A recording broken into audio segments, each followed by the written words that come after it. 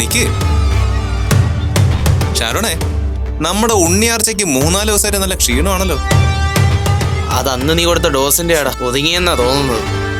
ഇന്ന് രാവിലെ ഞാൻ സ്റ്റേജിന്റെ ബാക്കിൽ നമ്മുടെ പ്രിൻസിപ്പാളിന്റെ പടം വരച്ചു. തിരിഞ്ഞു നോക്കിയപ്പോഴേ കൃത്യമായിട്ട് ഇവൾ എന്റെ മുന്നിൽ വന്ന് നിൽക്കുന്നു. ഞാൻ കരുതിയതേ പ്രിൻസിപ്പാൾ എന്നെ ഉടനെ തന്നെ വിളിക്കുമെന്ന്. എന്തേ നീ പറഞ്ഞില്ലേ? ജോ മാറി നിൽക്ക്, എനിക്ക് ചോദിച്ചതിന് ഉത്തരം പറഞ്ഞിട്ട് പോ. ജോ, ഇവർക്കെന്തോ കുഴപ്പം പറ്റിയിട്ടുണ്ടല്ലോ, എന്താണെന്ന് ചോദിച്ചു നോക്കിയേ.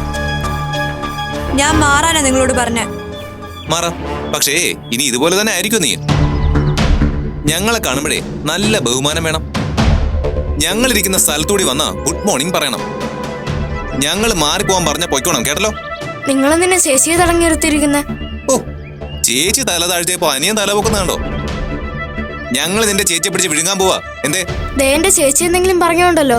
പറഞ്ഞ നീ എന്തിയോടാ? എന്തിയോന്ന്? യദു വേണ്ട, നീ വന്നേ. ചേച്ചി നിന്നോട് വരാനല്ലേ പറഞ്ഞേ, വാ. ഇപ്പൊ പൊയ്ക്കോ. ഇവളിന് ഞങ്ങളെ കുറിച്ച് ഒന്നും പറയില്ല. പറഞ്ഞാൽ എന്താ ഉണ്ടാവും ഇവക്ക് നന്നായിട്ട് അറിയാം. ഓടാ.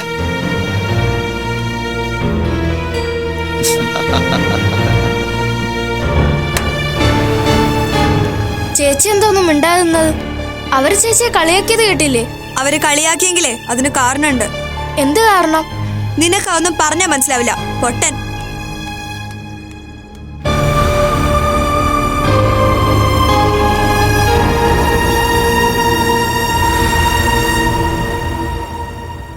ആഹാ, ഇത്ര നേരത്തെ നിങ്ങൾ തിരിച്ചു വന്നോ?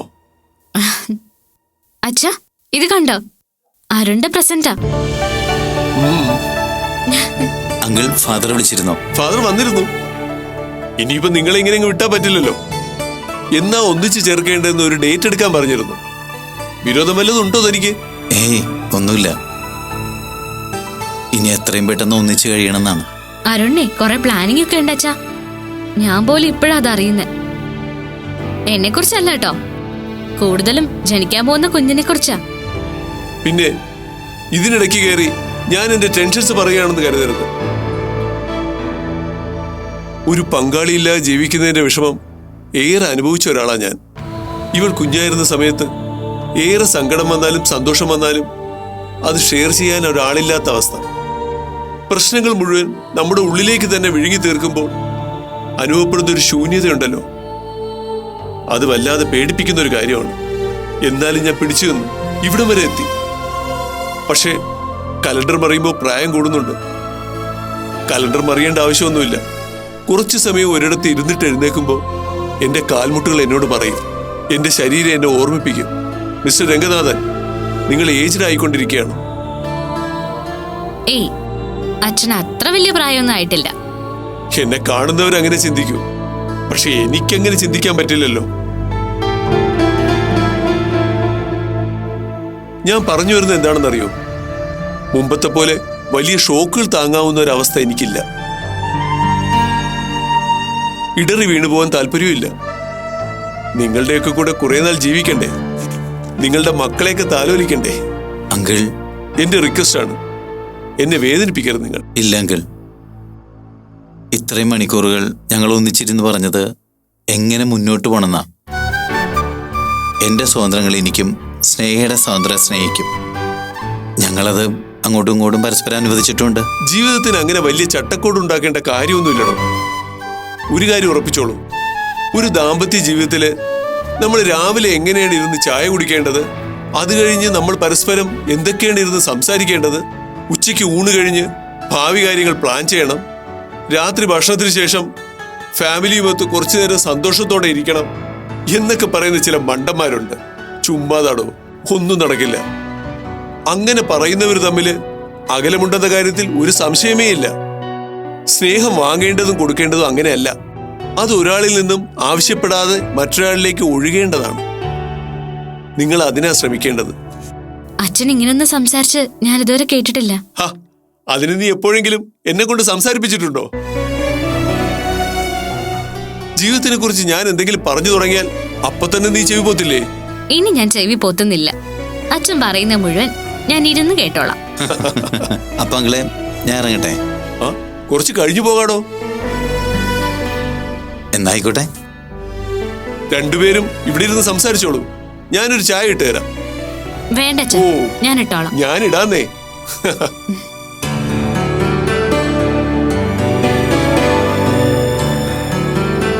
പാവല്ലേ,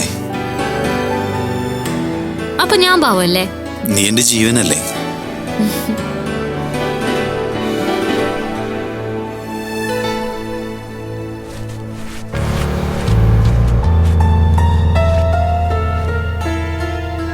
എന്തു പറ്റി മോളെ? വെയിലത്ത് നടന്നു വന്നോ? എനിക്ക് കുഴപ്പമൊന്നുമില്ല. അല്ല, എന്തോ ഉണ്ടല്ലോ. പനിക്കുന്നുണ്ടോ? എന്താ സുമ? മോളുടെ മുഖം വല്ലാതെ ഇരിക്കുന്നു. അസുഖം വല്ലതും ഉണ്ടെന്ന് ചോദിച്ചതാ ഞാൻ.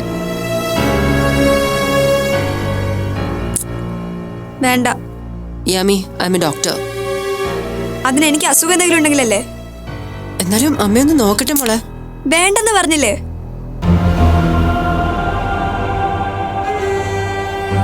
എന്തു പറ്റിയത് അവൾക്ക്? വന്നു കയറിയതേ തല താഴ്ത്തിയ. പക്ഷെ ഇപ്പൊ മാഡത്തിനോട് സംസാരിച്ചപ്പോ കുഴപ്പമൊന്നുമില്ല.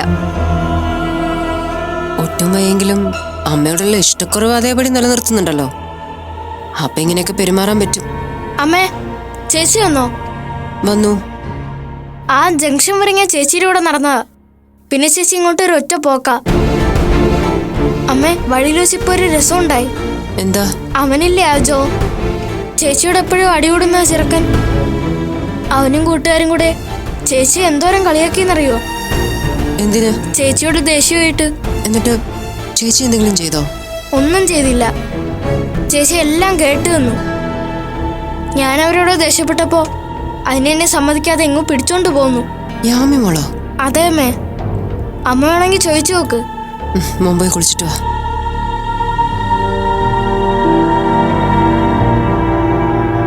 മാഡം, ചായ. സാധാരണ മോളങ്ങനെ തലകുനിച്ച് പോകാറില്ലല്ലോ മാഡം. ഇപ്പൊ എന്തു പറ്റി? എനിക്കറിയില്ല സുമ. എനിക്ക് പരിചയമില്ലാത്ത ചില മാറ്റങ്ങള് അവള് കണ്ടു തുടങ്ങിയിട്ടുണ്ട്. മാഡം, സാരംഗ് സാറിനോട് കാര്യം കൃത്യമായിട്ട് പറ. എല്ലാം കഴിഞ്ഞിട്ട് മോളെ നന്നാക്കാന്ന് വിചാരിച്ചിട്ട് കാര്യമുണ്ടോ? നീ പറഞ്ഞത് കാര്യമാണ്. യാമി സ്വയം തിരുത്തി നന്നാവണം. അതിനവളെ പ്രാപ്തിയാക്കണം. ഇത്രയകന്നു നിന്നോണ്ട് എന്നെ കൊണ്ടൊന്നും ചെയ്യാൻ പറ്റില്ല. സുമ, വെള്ളമാണെങ്കിലും ഭക്ഷണമാണെങ്കിലും ബാക്കി എന്തായാലും അവള് ചോദിക്കുമ്പോൾ മേശപ്പുറത്തുണ്ടാവണം. അവൾക്ക് ദേഷ്യം വരുന്ന ഒരു കാര്യവും ഇവിടെ സംഭവിക്കാൻ പാടില്ല. എന്റെ കയ്യിൽ ചേർന്ന് നിന്നിരുന്ന സമയമാണെങ്കിൽ അവളുടെ മാറ്റം ആ നിമിഷം ഞാൻ തിരിച്ചറിയുമായിരുന്നു. ഇപ്പോ പറ്റുന്നില്ല.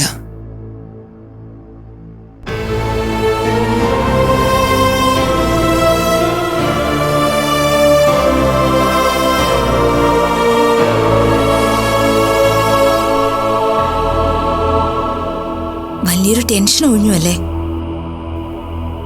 അരുണിന്റെയും സ്നേഹയുടെയും കാര്യത്തില്? വിവാഹത്തിന് മുമ്പ് അവരങ്ങനെയൊക്കെ ഇടപഴകി സ്നേഹ പ്രഗ്നന്റ് ആയി എന്നൊക്കെ പറയുന്നത് ഒരു മോശം കാര്യമായിട്ടാണ് സത്യത്തിൽ കാണേണ്ടത്.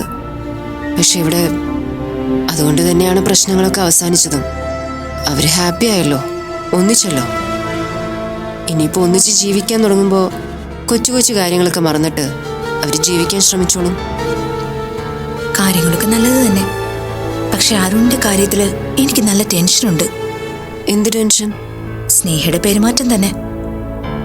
ചിലപ്പോ മറ്റുള്ളവരെ കളിയാക്കുന്ന രീതിയില് ഒരു പെൺകോന്തനായി പോവും അരുൺ. അവന്റെ ഐഡന്റിറ്റി അവൻ നോക്കിക്കോളും. നോക്കിയാ നല്ലത്. പക്ഷേ എന്തോ എവിടെയോ അവർ തമ്മിലൊരു ചേർച്ചക്കുറവുണ്ട്. അരുണിന്റെ ക്യാരക്ടറിന് യോജിച്ചവളല്ല സ്നേഹ. താനൊന്നും മിണ്ടാതിരുന്നേ. ഇത്രയൊക്കെ എത്തിയിട്ട് ഈ സംസാരമൊക്കെ. എനിക്ക് തോന്നിയത് പറഞ്ഞതുകൊണ്ട് എന്താ? ഒന്നും ഇല്ലാതിരിക്കട്ടെ, നമുക്ക് പ്രാർത്ഥിക്കാം. ഒന്നും ഉണ്ടാവില്ല. കുഞ്ഞിന്റെ വരവോടെ സ്നേഹയുടെ എടുത്തുചാട്ടമൊക്കെ അങ്ങോട്ട് മാറും. അവള് നല്ലൊരു അമ്മയാവും. കുഞ്ഞിനെയും ഭർത്താവിനെയും അളവെറ്റ് സ്നേഹിക്കുന്നവളാവും. യാമിമോളിപ്പോ എങ്ങനെയുണ്ട്? അവളുടെ ക്യാരക്ടർ ആകെ ചേഞ്ചായി വരിക. ഇന്നും സ്കൂളിലൊരു സംഭവം ഉണ്ടായി. ആ ജോയ് ഇല്ലേ, ഡോക്ടർ സക്കറിയുടെ മോൻ. അവര് സ്ഥിരം ശത്രുക്കളാണല്ലോ. അവനും അവന്റെ കൂട്ടുകാരും കൂടെ വളഞ്ഞിട്ട് കളിയാക്കിയപ്പോഴും യാമി ഒരു അക്ഷരം മിണ്ടില്ല. ആ കച്ചട പിള്ളേരോട് സംസാരിക്കാതിരിക്കുന്നതാ നല്ലത്. അതെ, പക്ഷെ പണ്ടത്തെ യാമിയാണെങ്കിൽ അവള് മിണ്ടാതെ തിരിച്ചു പോരില്ല. എന്തിന്? എല്ലാം കേട്ടു വന്ന് യദു പിള്ളേരോട് ദേഷ്യപ്പെട്ടിട്ട് പോലും യാമി അവനെ പിടിച്ചു വലിച്ചുകൊണ്ട് പോയി. അച്ഛനമ്മമാര് തമ്മിലുള്ള സംഘർഷം ബാധിക്കുന്നത് കുട്ടികളെയാ. യാമി മോളും അങ്ങനെ ഒരു അവസ്ഥയെ കൂടെ കടന്നു പോകുന്നത്. യാമി മോള് അങ്ങനെയൊന്നും ആവില്ല. അവളന്ന് സൈലന്റ് ആയിട്ടുണ്ടെങ്കിൽ അതിന് വേറെന്തെങ്കിലും കാരണം കാണും. ഏറ്റവും കൂടുതൽ ശ്രദ്ധ കൊടുക്കേണ്ട പ്രായ, ചേർത്ത് പിടിക്കേണ്ട സമയമാണ്. അതിനൊന്നും അവള് സമ്മതിക്കുന്നില്ല. ഒരിക്കല് ചെയ്തുകൊണ്ടിരിക്കുന്ന തെറ്റുകൾ അവൾക്ക് മനസ്സിലാവും. തന്നെ സംശയിക്കുന്നതും തന്നോട് അകലുന്നതും ക്രൂരമായിരുന്നുവെന്ന് അവൾ ഓർക്കും. അന്നവൾക്കത് പറയാനും കെട്ടിപ്പിടിച്ച് കരയാനും താൻ മാത്രമേ ഉണ്ടാവൂ. എന്റെ മക്കൾ എന്റെ കൂടെ ഉണ്ടെങ്കിൽ വേറെ എന്ത് നഷ്ടപ്പെട്ടാലും ഞാൻ സഹിക്കും. അവരെന്നെ തള്ളി പറയുമ്പോഴാ അനാമിക ഞാൻ വല്ലാണ്ട് അങ്ങോട്ട് ഒറ്റപ്പെട്ടു പോകുന്നത്. താൻ ധൈര്യമായിട്ടിരിക്കെ. യാമി മോള് പൂർണ്ണമായിട്ട് മാറും. എന്റെ മോൾക്കൊന്നും സംഭവിക്കാതിരിക്കട്ടെ.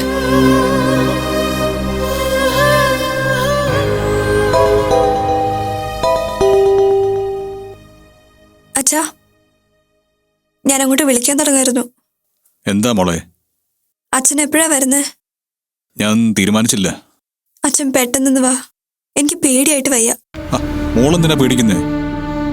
മോളെ ആരും ഒന്നും ചെയ്യില്ല. ഇല്ല, അമ്മ എന്നോട് പ്രതികാരം ചെയ്യും. എന്താ മോളി പറയുന്നത്? അങ്ങനൊന്നും ചെയ്യില്ല. എനിക്ക് പേടിയാ ഇവിടെ നിൽക്കാൻ. ഭക്ഷണം കഴിക്കാൻ തോന്നില്ല, ഉറങ്ങാനും പറ്റുന്നില്ല. ശരിക്കും പേടിയാവുന്നച്ചാ. മോളെ, അച്ഛൻ വന്ന കാര്യങ്ങൾ പൂർത്തിയാവാതെ അച്ഛന് തിരിച്ചു വരാൻ പറ്റില്ല. മോൾ എങ്ങനെയെങ്കിലും അവിടെ ഒന്ന് അഡ്ജസ്റ്റ് ചെയ്യേ. ഇവിടുത്തെ കാര്യങ്ങൾ കഴിഞ്ഞാൽ അച്ഛൻ ഇമ്മീഡിയറ്റ് ആയിട്ട് അവിടെ എത്തിക്കോളാം. ഞാനിതുവരെ മുറി തന്നെ ഇരിക്കുകയായിരുന്നു അച്ഛാ. പുറത്തിറങ്ങാൻ പേടിച്ചിട്ടാ. മോളെ, വെറുതെ ടെൻഷൻ കൂട്ടി അസുഖമൊന്നും വരുത്തി വെക്കണ്ട. അമ്മയോട് മിണ്ടുന്നില്ലെങ്കിൽ വേണ്ട, സുമിയോട് പറഞ്ഞാൽ മതി. മോൾ എപ്പോ വേണമെങ്കിലും അച്ഛനെ വിളിച്ചോളൂ. അച്ഛാ, കരയില്ലേ മോളെ? കരഞ്ഞ അച്ഛന് ടെൻഷനാവും. പിന്നെ അച്ഛൻ ഇവിടെ ഒരു കാര്യവും ഭംഗിയായിട്ട് ചെയ്യാൻ പറ്റില്ല. മോളൊന്ന് പറയുന്നത് മനസ്സിലാക്ക്. ഞാൻ അച്ഛനെ ബുദ്ധിമുട്ടിക്കുന്നില്ല. എനിക്ക് പഠിക്കാൻ പോലും തോന്നില്ല അച്ഛാ. മോളെ പ്ലീസ്. അച്ഛൻ ഫോൺ വെച്ചോ.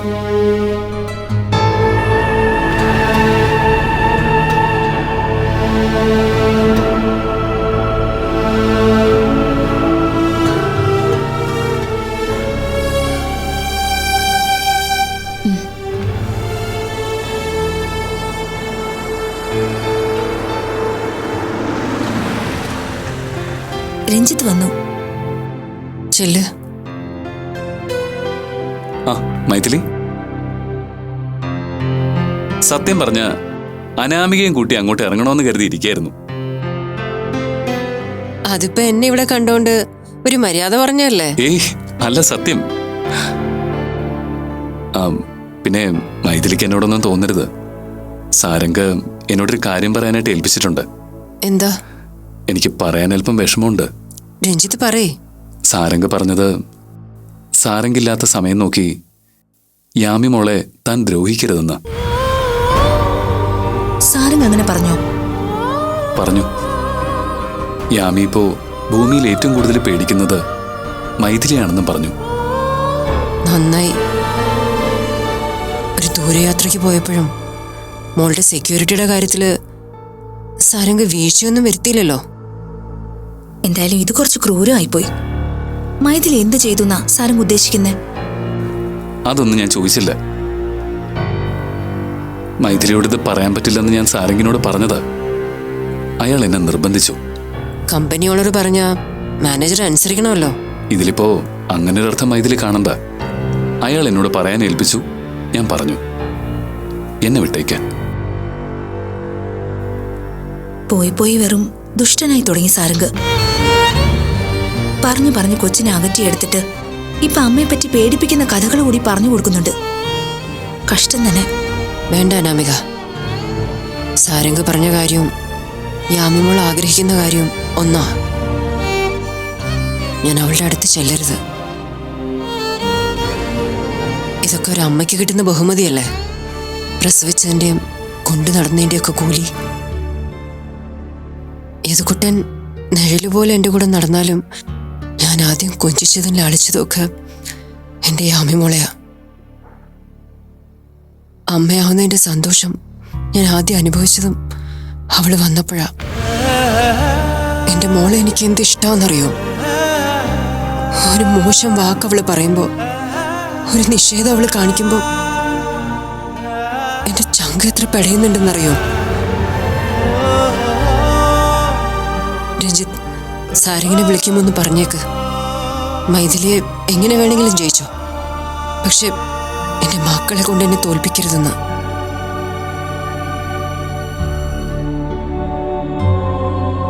അനാമിക, ഞാൻ ഇറങ്ങാം.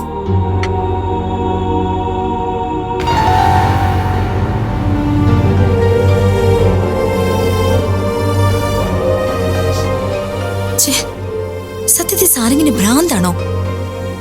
ഒരുതരം ഈഗോ കയറിയുള്ള ഭ്രാന്ത്.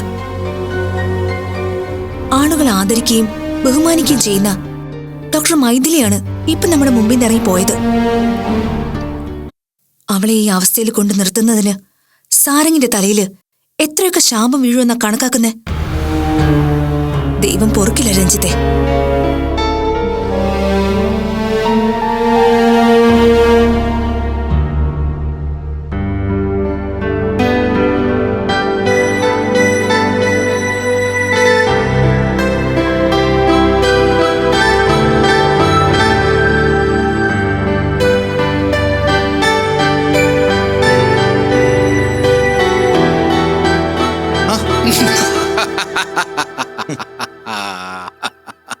എന്താ ഫാദർ? ഒന്നുമില്ലടാ, കുറെ നാളായില്ലേ ഇത്രയും സന്തോഷത്തിൽ എന്റെ കുഞ്ഞിനെ ഞാനൊന്ന് കണ്ടിട്ട്. സ്നേഹിക്കുന്നതിൽ സന്തോഷമായി ഫാദർ. ഞങ്ങൾ കുറെ യാത്ര ചെയ്തു. അയാൾക്ക് ഞാനൊരു ഗിഫ്റ്റൊക്കെ മേടിച്ചു കൊടുത്തു. പിന്നെടാ, അതൊക്കെ വേണ്ടതല്ലേ. ഇനി ഒരു കാരണവശാലും വേദനിപ്പിക്കില്ല എന്ന് അയാൾ വാക്ക് തന്നിട്ടുണ്ട്. ഞാൻ തിരിച്ചു. പിന്നെ പിന്നെ പിന്നെ ഞങ്ങൾ തമ്മിൽ പറഞ്ഞ കാര്യങ്ങളൊക്കെ ഇപ്പൊ ഫാദറിനോട് പറയാൻ പോവല്ലേ? അയ്യോ, എനിക്കൊന്നും കേൾക്കാനുള്ള റാണിയില്ലേ. എന്തായാലും സന്തോഷായി. ഇനിയിപ്പോ അവള് ഫോൺ ചെയ്താ നീ എടുക്കും, വിളിച്ചില്ലെങ്കിൽ നീ അങ്ങോട്ട് തിരിച്ചു വിളിക്കും. അതൊക്കെ ഉണ്ടാവുമല്ലോ. എന്റെ കുഞ്ഞിന്റെ അമ്മയല്ലേ ഫാദർ? അതേടാ. ആ പിന്നെ നിനക്കെന്താ കഴിക്കാൻ വേണ്ടത്? നമുക്കിന്ന് പുറത്തു പോയി കഴിക്കാം. എവിടെയെങ്കിലും ചെന്നിരുന്ന് നമുക്ക് നല്ല നന്നായിട്ട് കഴിക്കാം. അയ്യോ, ഞാനില്ല. എനിക്കങ്ങനെ വയറ് കേടാക്കാനൊന്നും പറ്റൂല. എനിക്ക് വേറെ ജോലിയുള്ളതാ. നിനക്കെന്താ വേണ്ടെന്ന് പറഞ്ഞാ നമുക്ക് ഇവിടെ ഉണ്ടാക്കാം. എന്നാ പിന്നെ നമുക്ക് കാര്യമായിട്ടൊന്ന് പിടിച്ചളയാം. കഴിക്കാൻ സ്നേഹ അങ്കിളിനെയും കൂടി ഒന്ന് വിളിച്ചാലോ? അയ്യോടാ പൊന്നുമോനെ, മുമ്പ് ഒരു ദിവസം അവർക്ക് ഭക്ഷണം ഉണ്ടാക്കി വെച്ചപ്പോൾ സംഭവിച്ച എന്താന്ന് അറിയാലോ. ഇന്ന് എന്തായാലും അത് വേണ്ട. മുമ്പത്തെ പോലെ അല്ലല്ലോ ഫാദർ. ഞാനിപ്പോ നന്നായി ഫാദർ. എന്നാലത് വേണ്ട. ഇന്ന് എന്റെ കുഞ്ഞിന്റെ സന്തോഷം എന്റെ കുഞ്ഞും ഞാനും കൂടി അങ്ങ് ആഘോഷിക്കണം. മനസ്സിലായല്ലോ? ആയിക്കോട്ടെ. എന്നാ പിന്നെ ലിസ്റ്റ് ഇട്ടോ. ഞാൻ മാർക്കറ്റിൽ പോകുന്നു, സാധനങ്ങൾ മേടിക്കുന്നു, നമ്മളിവിടെ അടിച്ചു കുളിക്കുന്നു. നമുക്കൊരു കാര്യം ചെയ്യാം.